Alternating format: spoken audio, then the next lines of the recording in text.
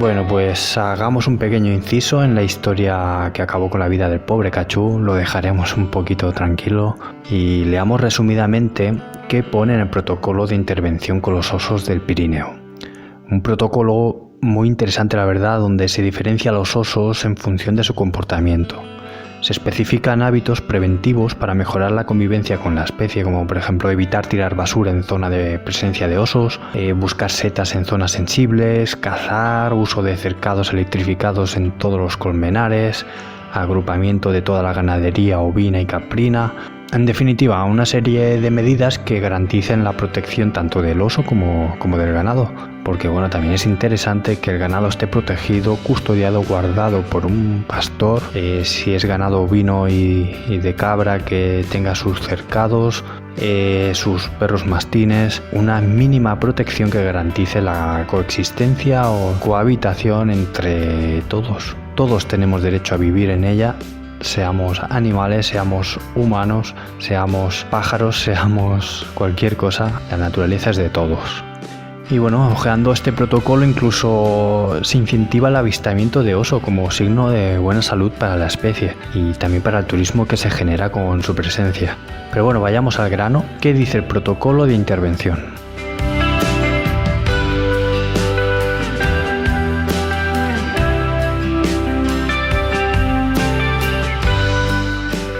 Dentro de todos los apartados que existen en el documento, es bastante extenso la verdad, y me centraré en el apartado de técnicas de intervención. Así que os detallo de forma resumida y leída lo que se especifica en este informe. Empezamos. Técnicas de intervención. De forma genérica, los procedimientos o las diferentes técnicas de intervención están divididos temporalmente en 3 fases progresivas, aplicando técnicas cada vez más agresivas. Fase 1. Diagnóstico, seguimiento y ejecución de medidas proactivas e inicio de medidas aversivas. Fase 2. Tras consultar al grupo de trabajo, se plantea la captura y marcaje del ejemplar y el reforzamiento de las medidas aversivas. Tras ejecutar las medidas de la fase 2, se consulta al grupo de trabajo para decidir si pasar a la fase 3. Fase 3. Captura y retirada del ejemplar.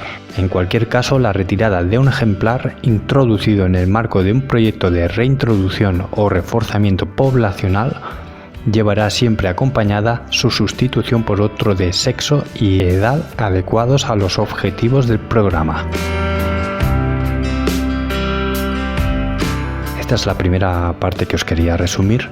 Hay mucha más información, pero me he quedado con esto y bueno, es un proceso que requiere varios días, semanas incluso.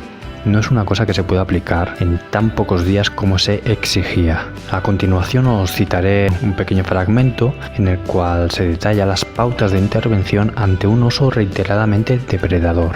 El director podrá promover unas medidas de protección suplementarias proactivas, incrementando y reforzando los sistemas de protección habituales para reducir la reiteración de los ataques por el ejemplar o ejemplares implicados. Por ejemplo, instalación de dobles barreras de protección con barreras eléctricas, sistemas complejos o más complejos y potentes de baterías fotovoltaicas. Al menos se recomienda completar el peritaje completo con un plazo suficiente para poder comprobar que los ataques son reiterados y su autor es el mismo animal o el mismo núcleo familiar.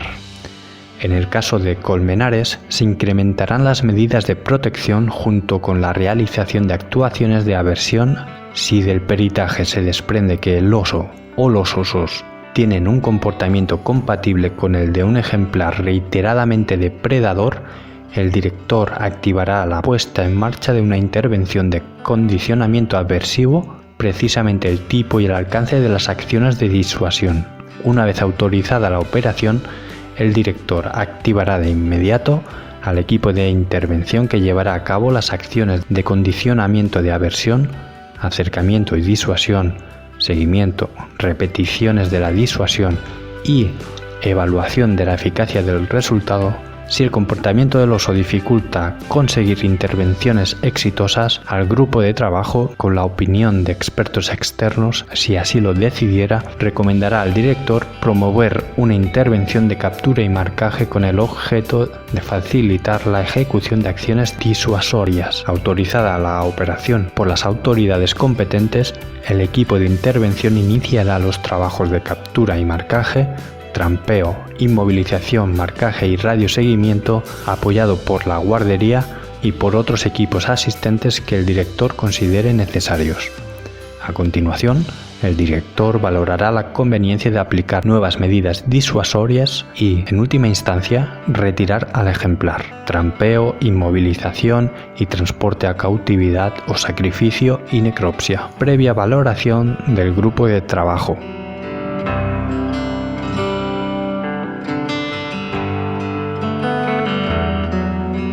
¿Qué desprendemos de esta cita textual que acabo de mencionar?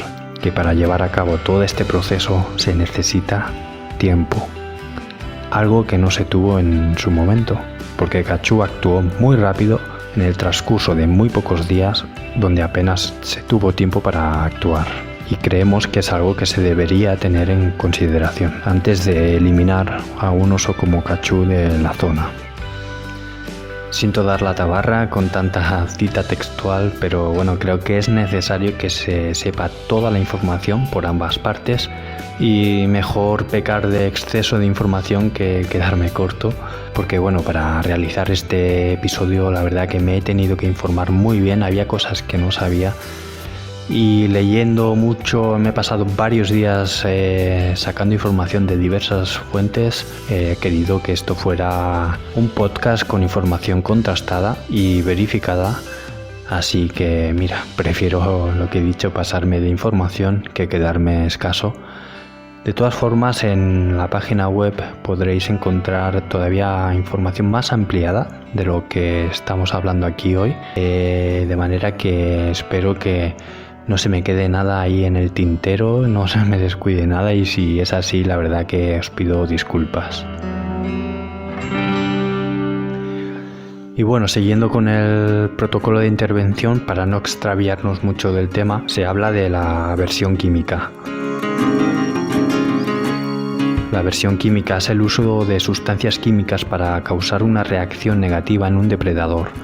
Nada más allá de vómitos, de diarreas, pero que requiere enorme dedicación.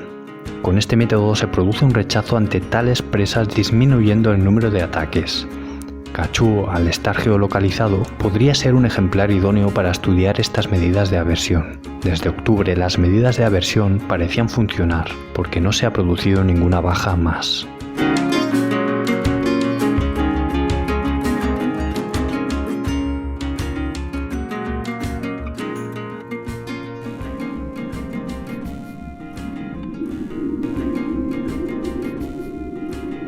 Llega el invierno de 2019 y con ello la pandemia.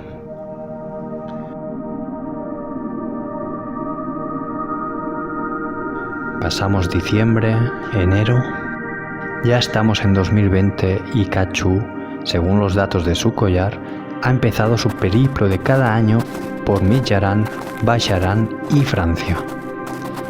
Ninguno de nosotros podemos salir de casa. Un extraño virus y muchas teorías conspiranoicas nos acompañan los meses en que Cachú empieza a despertar de la que será su última hibernación.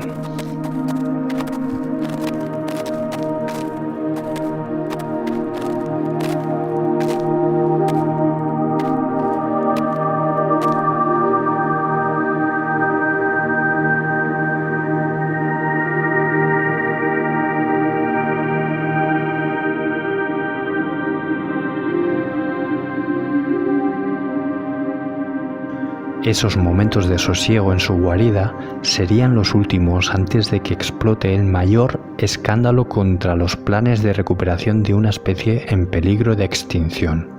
Muere Cachú.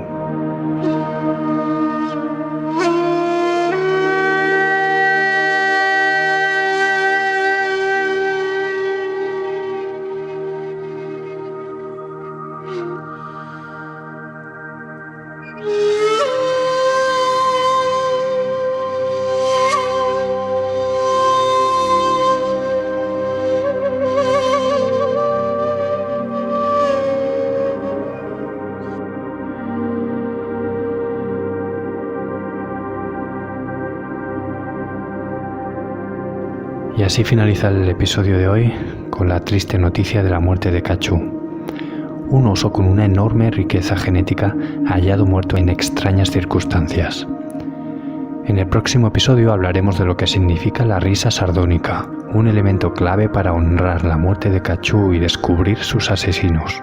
Y bueno, esperamos haber explicado con claridad los hechos. En formato audible siempre es un poco más difícil, además con la celeridad y el compromiso de publicar al menos un capítulo semanal. Pero recordad que en la web de la asociación podéis encontrar toda la información referente a este caso, también toda la información referente al lobo del Pirineo en www.adlopirineo.org. También podéis enviarnos un correo electrónico con comentarios, dudas o cualquier otro tipo de consulta. Y esperamos que os haya gustado, que no haya sido muy pesado este podcast. Y si es así, disculpad.